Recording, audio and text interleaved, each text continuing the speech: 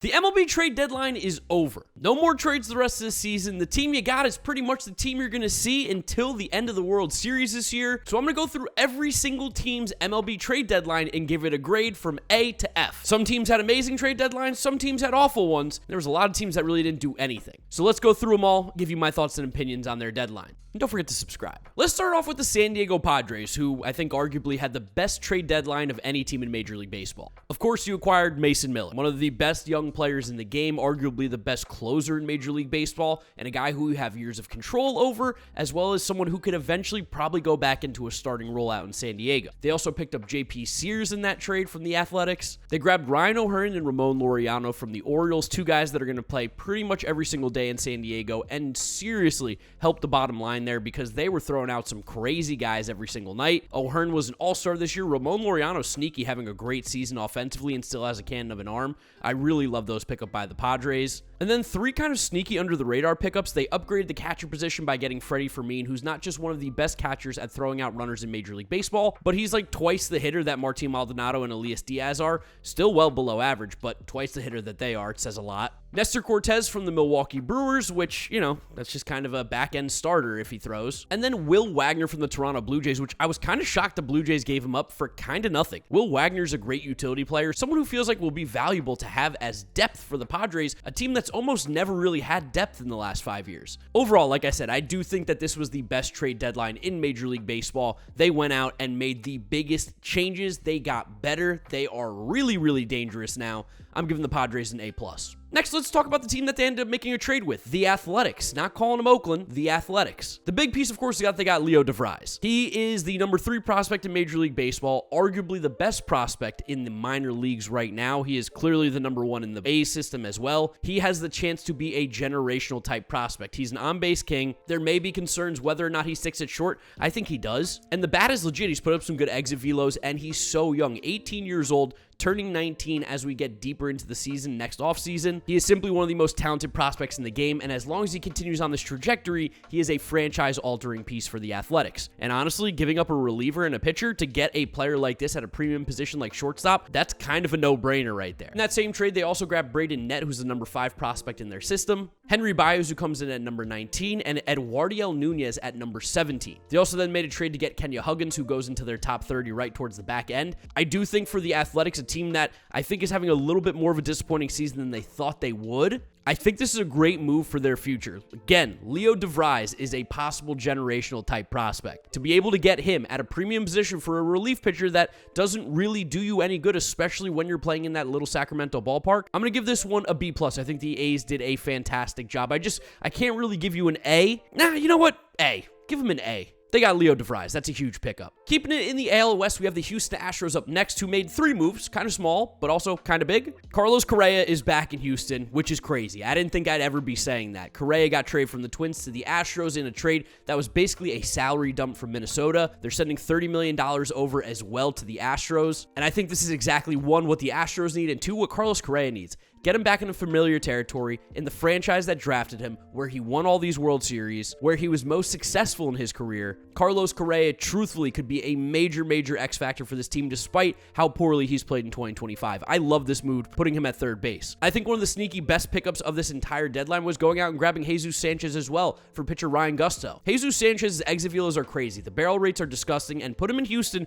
which is a bit of a hitter's paradise. I think Jesus Sanchez could turn into a middle-of-the-order type bat, an impact player for the Astros as they make their run, try and get back to the World Series. And they also grabbed Ramon Urias, who mashes lefties, plays Gold Glove defense at third base and second base, and with that short porch out in left field is going to continue to hit for some power. I really like what the Astros did. I wish they were able to address the starting pitching concerns. Obviously, they have guys coming back from injury at some point, so I can't put them in A, but I will give the Astros a B. I thought this was a really good trade deadline. Correa, Jesus Sanchez, Ramon Urias feels awesome. Now, for the team that Carlos Correa got traded from, the Minnesota Twins. This was one of the weirdest deadlines we've ever seen. It's kind of unprecedented. They traded almost everybody that's on a major league contract on this team. I think Byron Buxton and Pablo Lopez are the only guys right now that technically have a contract next year, along with Joe Ryan. The rest of them are like arbitration eligible. But as of yesterday, when they were making their trades at the deadline, they only had 17 guys on the 26-man roster. That's insane. Now, they did grab some interesting prospects. I'm not going to lie. I like Eduardo Taiit. The guy has crazy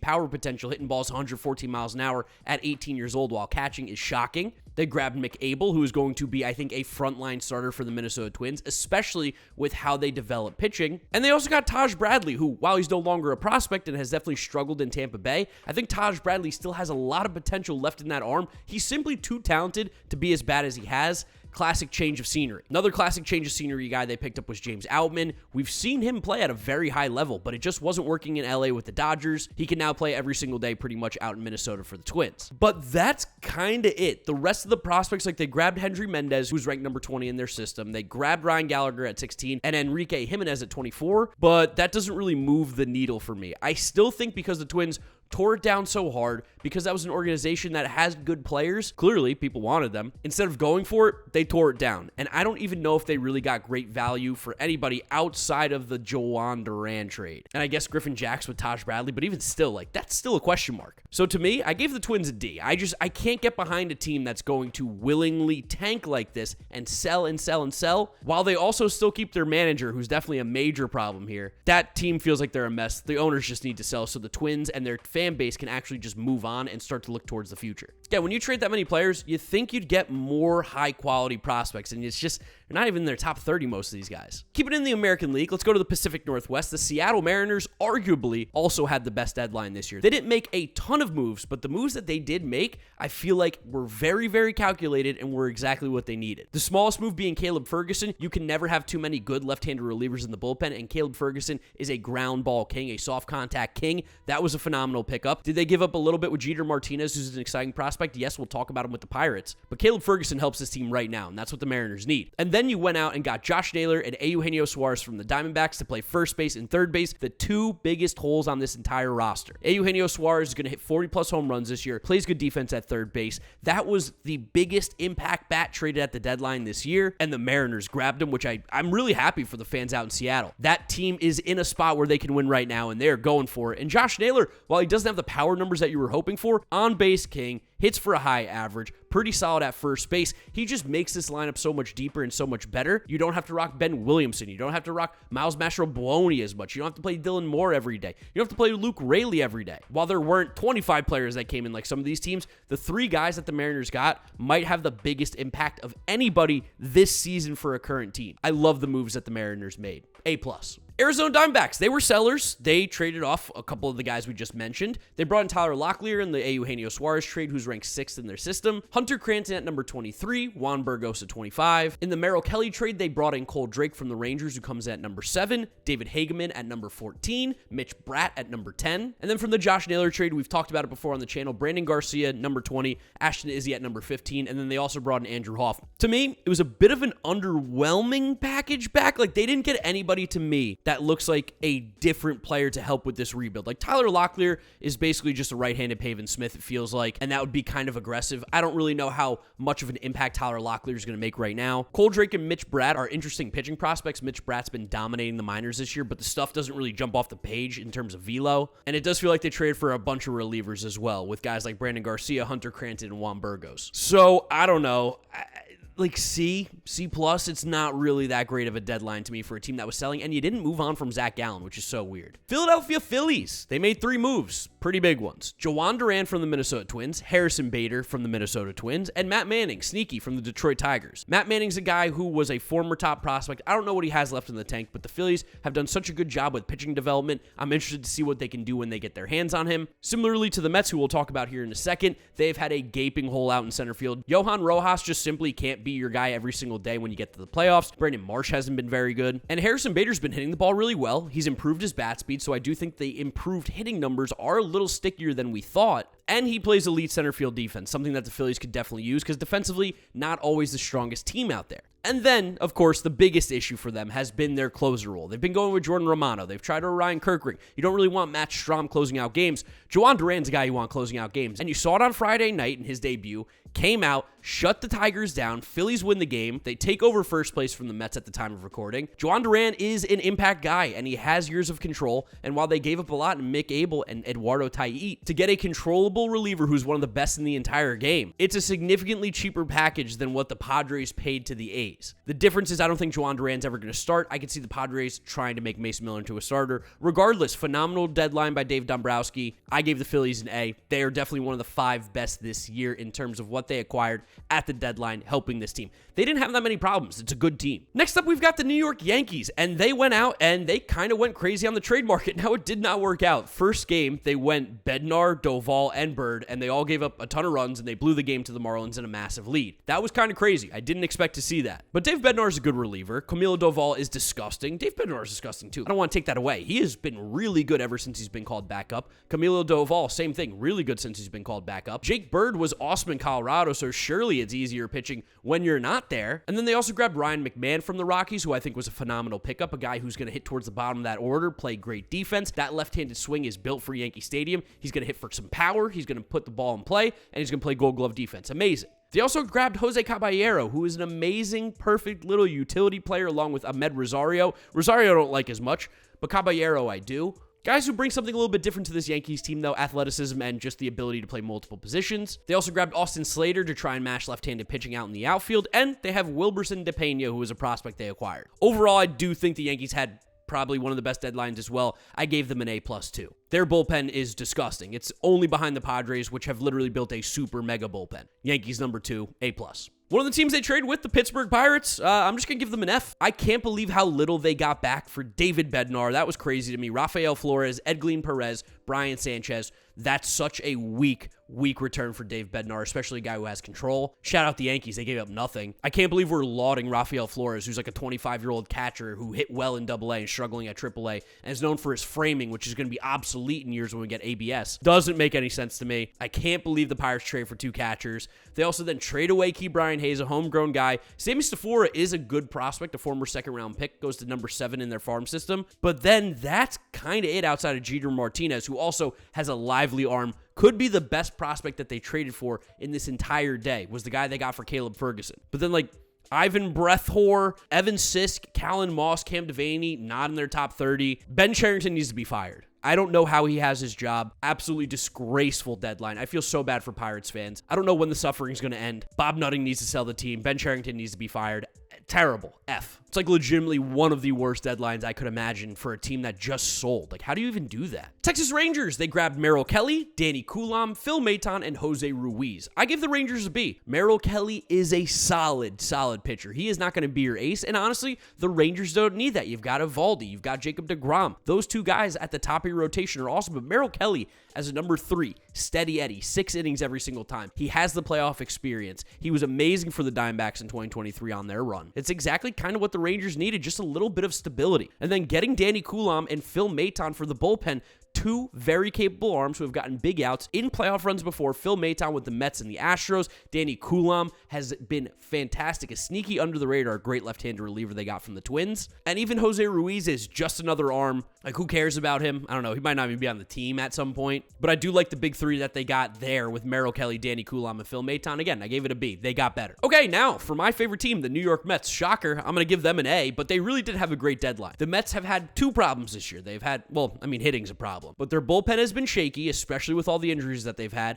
and they have had no production out of center field. So they went out and grabbed Cedric Mullins, who is about a league to slightly better league average hitter with plus defense out in center field, especially when you look at OAA. He's great. Gives us a left-handed bat too. He could platoon with Tyrone Taylor if you want. Still great defense. And then bullpen-wise, we added 3 really solid arms. Gregory Soto's my least favorite of the 3, but that's more of a personal thing. From the left-hand side, he's going to be able to get out left-handed batters. When we have Schwarber and Harper and Matt Olson and guys like that in the division, it's super important to be able to get them out. And then you go to the playoffs, Freeman, Ohtani, those guys are left-handed. Gregory Soto is going to be a tough at-bat for them. And then they got the most unique arm in Major League Baseball in Tyler Rogers, who throws basically underhand. He scrapes his knuckles up against the ground. He is a soft contact king, a fantastic arm to add to this bullpen and a completely different look than you ever see. And then on the complete flip side, they went Ryan Helsley, who throws more over the top than anybody in Major League Baseball, throws 101 miles an hour with a wipeout slider, has closer experience. That 7th, 8th, and 9th just got so locked down for the Mets. Something that I love to see because it's rare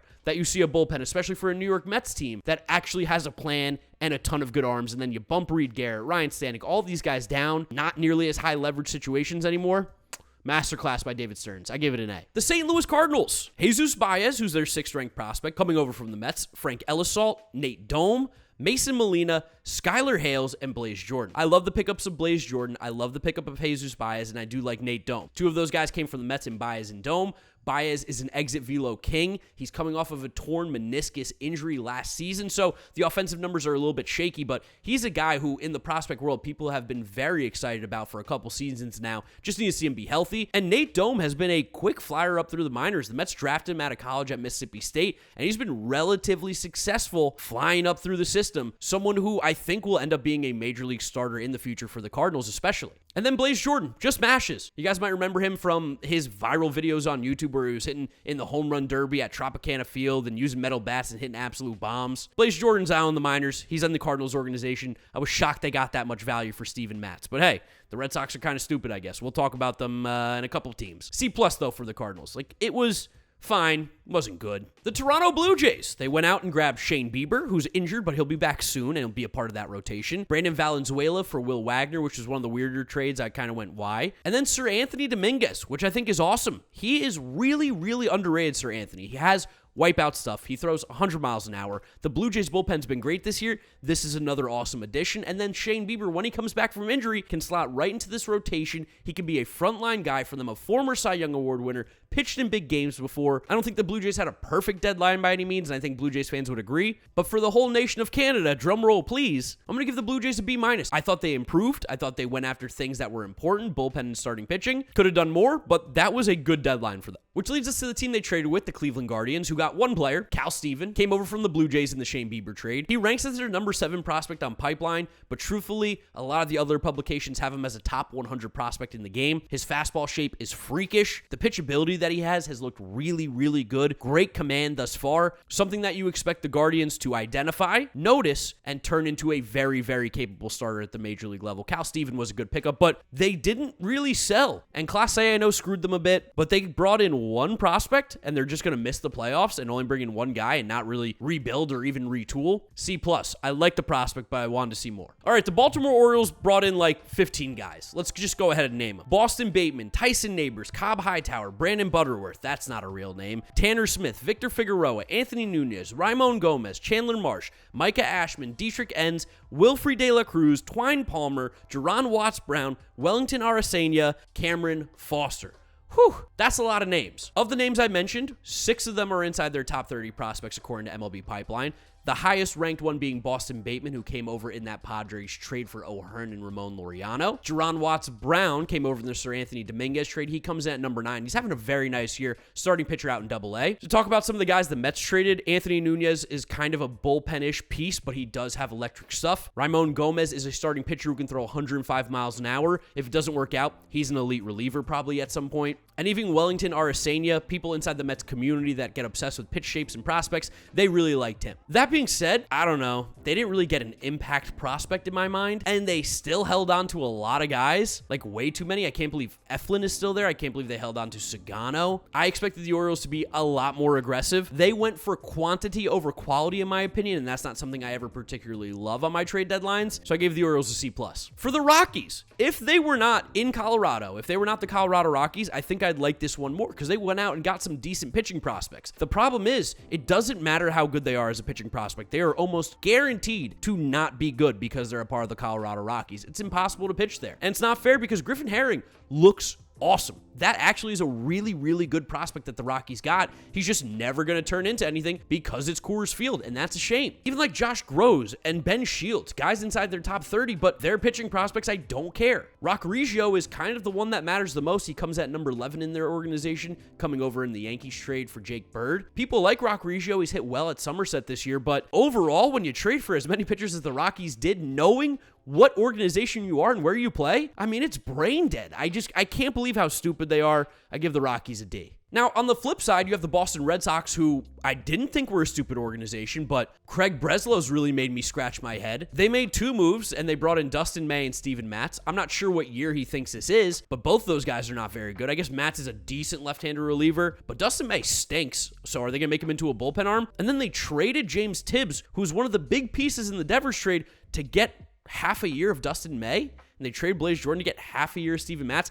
I can't wrap my head around what the Red Sox are trying to do. Craig Breslow is like, he's either playing intergalactic chess and we can't see it yet, or he's an idiot and he's bad at his job. Regardless, this is my video. I get to grade this. I give him a D. That's terrible. The Red Sox were in a position to make a move for the division, and I don't even know if they really got better. I'm serious. I don't know if they got better. Los Angeles Dodgers, like I mentioned, they got James Tibbs III, who is their 7th-ranked prospect. Just shows you how loaded their system is. He was a guy that people were lauding the Red Sox for getting when they traded for Rafael Devers, and now in the Dodgers system, he's the 7th best guy according to Pipeline. They also got Zach Earhart, Paul Gervais, who I'm just going to briefly mention. Gervais, former Mets prospect, throws 100, he's 6'10". I expect the Dodgers are going to turn him into a bullpen demon. Ben Rortvedt from the Rays, Adam Serwinowski, who's a funky left-handed pitcher that they got in one of their trades with the Rays and the Reds. He comes at number 14 in their system. Brock Stewart, who's a really good, solid reliever that they got from the Twins, and Alex Call, who's a great depth outfielder, a guy who puts the ball in play, doesn't strike out, makes contact, perfect for when you're making a playoff run. Overall, I mean, it was a pretty lackluster deadline for the Dodgers. Kind of funny that they added 2 prospects and didn't get worse by any means, so I guess that's pretty good, which is why I gave them a C+. It's just kind of like one of those where you're like, hey, Dodgers made moves. They're not bad, but they're not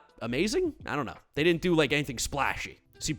Tampa Bay Rays, their big move was grabbing Griffin Jax from the Minnesota Twins. And I love it. Griffin Jax is one of the best relievers in baseball when things are going right. The stuff is incredible. This season, it's been a little bit shaky in terms of results, but stuff-wise, he has some of the best in baseball. Hunter Fiducia is going to be an MLB catcher. They basically took him instead of Ben Rortvedt because they're going to have to pay Rortvedt at some point. Brian Van Bell, it's like an old reliever. I don't know what to say about that. Everson Pereira from the Yankees, going to be free for like 5 years, 17th ranked prospect. Adrian Hauser is a starting pitcher. He's going to throw. That's all I got on Adrian Hauser. I don't actually think he's very good. Nick Fortes is a catcher who's going to play at the major league level right now, even though he kind of stinks. And then Jadier Arainamo, I'm not too familiar with him, but he came in at number 26 in their system. Overall, I thought it was fine. I thought the Rays had a completely fine trade deadline. I'm going to give them a B-. San Francisco Giants, sellers. You wouldn't have thought that a team that traded for Rafael Devers in $300 million contract this year would have sold, but that's what they did. Tristan Vierling, Jesus Rodriguez, who comes at number 16, Parks Harbor, that's not a real name, Carlos De La Rosa at number 24. They got 2 Mets prospects, being Blade Tidwell and Drew Gilbert. I'm going to say prospects with air quotes because they're all both major league ready probably. They come in at number 12 and 13 in the Giants system. Jose Buto, who helps out with the bullpen and is controllable. And Junior Marte in the Mike Yastrzemski trade comes at number 25. Give the Giants a B-. I think they got a lot of value for Tyler Rogers. I don't see the ceiling necessarily with Blade Tidwell, Drew Gilbert anymore. I think that's a big reason why the Mets moved on from them. But those are going to be controllable young assets that the Giants have for a very long time, and I do think will be capable major league players. Guys to help fill in the cracks at the absolute worst. Jesus Rodriguez is a very interesting prospect. I like what I saw of him with the Yankees thus far. I gave the Giants a B-. Like, it was completely fine. They got good value for their players outside of Camilo Doval. That was shocking. I thought they would have gotten more. For Cincinnati Reds, they made a couple trades. Zach Littell, Key Brian Hayes, Miguel Andujar. I gave the Reds a C+.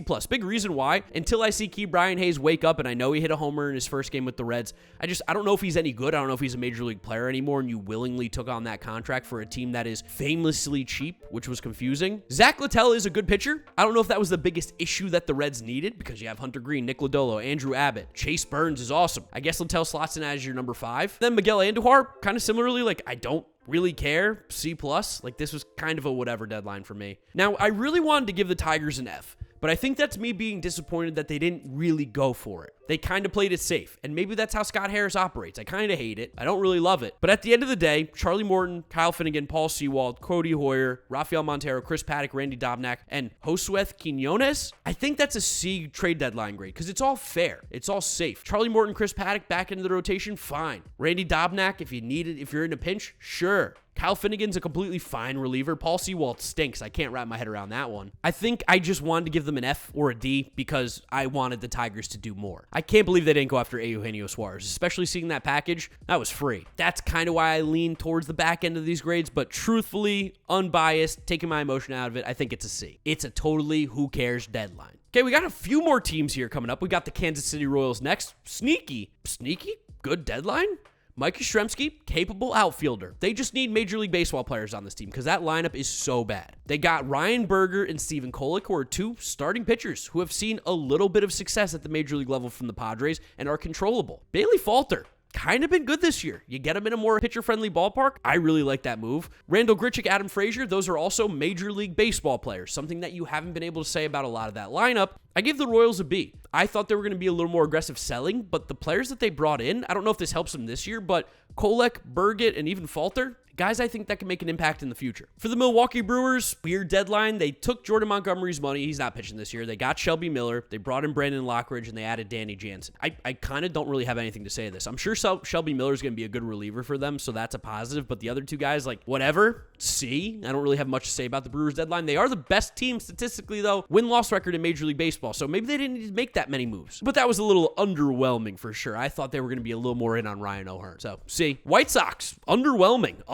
They kind of didn't do anything. For Adrian Hauser, they got Curtis Mead, Duncan Davitt, and Benjamin Peoples, and then they also picked up Gage Zeal, who's the number 14th ranked prospect in their system, but like, I don't know. You didn't trade Luis Robert. You didn't trade any of your movable relief pitching arms for anything. You brought in 4 guys at the deadline. You're one of the worst teams in baseball. That's a D. That's horrible. Similarly, I thought the Marlins were going to sell a little bit more. Now, they're playing pretty good baseball. They're almost at 500. The offenses look great. Peter Bendix is turning this team around much faster than I thought, and they're playing way better than I could have ever expected. That lineup should stink, and they don't. And that pitching should stink, and they don't. They picked up Ryan Gusto. They got Matthew Etzel. Etzel's not a prospect that's ranked. Ryan Gusto is going to be a major league starting pitcher. I wanted to see them do more, and truthfully, I don't think either of these are really worthy or noteworthy. C-. Definitely one of the more disappointing deadlines, the Chicago Cubs. Jed Hoyer was sitting in his chair in the corner of the room watching everybody else have fun while he goes out and trades for Willie Castro, Taylor Rogers, Mike Soroka, Andrew Kittredge. I don't think Cubs fans can be happy with that. Willie Castro is the best player that they picked up here. I like Soroka. I like Taylor Rogers. I like Andrew Kittredge. But the fact that they did not make more of a push and really push the chips in, say, hey, we're trying to win a World Series this year. Let's go and get some of the best players available. That's such a loser move, kind of like the Cubs have been for the last few years. They have an incredible team, and they have an opportunity right now, especially with Kyle Tucker being a free agent at the end of the year. You would think they would be a little bit more aggressive. I gave the Cubs a D. This might actually be a pretty good deadline because Rogers, Soroka, Kittredge could be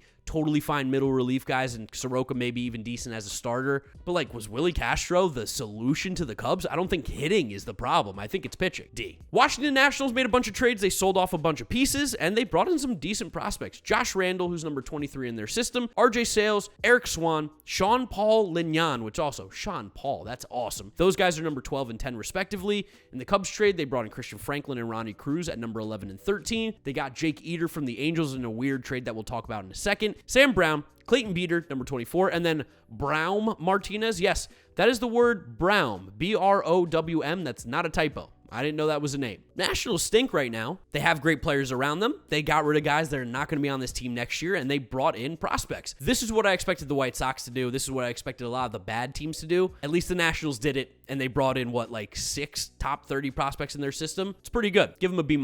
The Angels made 3 moves. They brought in Oswald Peraza from the Yankees, which is a move. And then they also brought in Andrew Chafin and Luis Garcia. I don't know. Are these guys ever going to sell Taylor Ward, or are they just going to keep waiting until he has no more value? Now, are they going to move on from Kenley Jansen? Were they going to move any of their pieces that were no longer controllable? I'm so confused what the Angels are trying to do. They're having a better year than I thought, but I think we can all agree it's not a playoff team. And the moves that they made did not make them a playoff team. So I don't really know what the plan is there in LA. I shouldn't say LA. They're not LA. It's disrespectful to LA.